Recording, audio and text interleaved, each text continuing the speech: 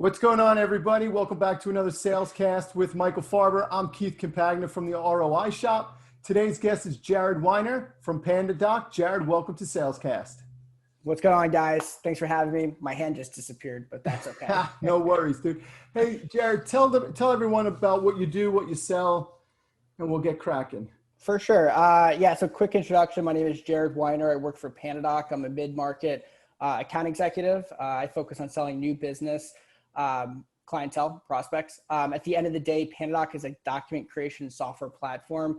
We have e-signature built into our application, our platform, similar to Adobe or DocuSign. But at the end of the day, it's more than just getting the document signed. It's from beginning to end, from getting your proposal sent out, getting your contract signed, a quote to cash perspective, from getting paid as well. So our platform has over 100 features and functionalities that can sync up and integrate with your CRMs and can live inside your ecosystem to make your lives easier. So it's a quick overview.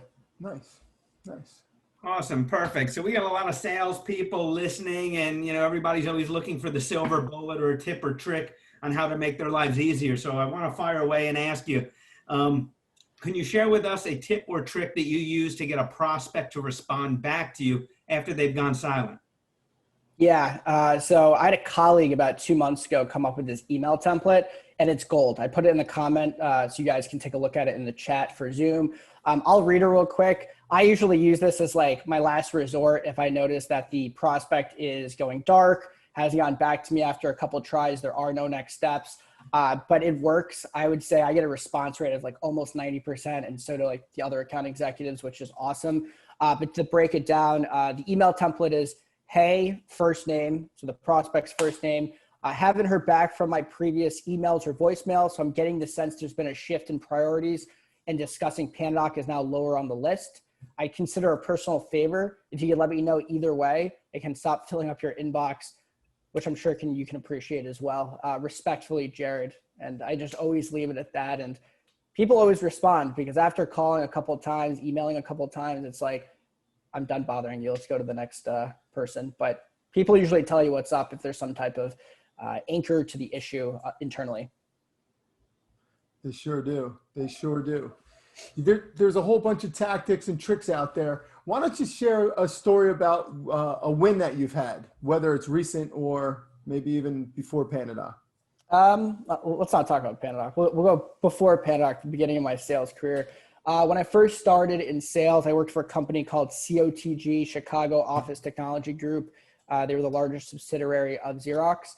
And I was 22, and my last deal for them was inked at a 5-year contract for $250,000. I was 22 years old. But the kicker is that they inked the deal. The CEO owner ran about a 500-person company who's being subpoenaed and investigated by the IRS. Additionally, he was on the FBI's federal watch list, and their credit was below like 500. So the fact that it got signed, somehow it got approved by a bank is scary, but it was a win. So it was a $250K deal at 22, which was awesome. I love it. Yeah, that's a pretty awesome win. Last question for everybody listening. What do you struggle with the most during the sales cycle? Is it setting up next steps? Is it talking money? Is it holding firm with pricing? What things do you struggle with? You're going to laugh, but it's actually not even in the sales cycle. It's outbound prospecting. So I would say in the sales cycle, my biggest issue is giving too much time to prospects and not basically saying no appropriately and, respecting my own time. But definitely outbound prospecting at the beginning of it all is my biggest struggle. I'm definitely a better closer than I am a prospector. Yeah.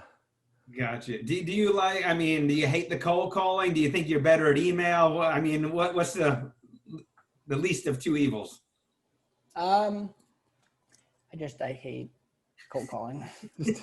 I'll do it. I dial over 300 dials a week, if probably not 400, but I just don't like it. I'd rather just. Tell you what, I hate it. This is pretty funny. I started the ROI Shop about 8 years ago. I hate cold calling so much that I think in the 8 years I've cold called less than 10 people. Everything has been through email. I've gotten good at really writing emails that I feel are compelling, and was able to do it with less than 10 10 freaking cold calls. So I'm pretty happy about that. Well, yeah, Keith. Any last questions for Jared? This has been great. No, I think we're good here. Jared, congratulations on hitting your annual number already by the end of September. My hat's off to you.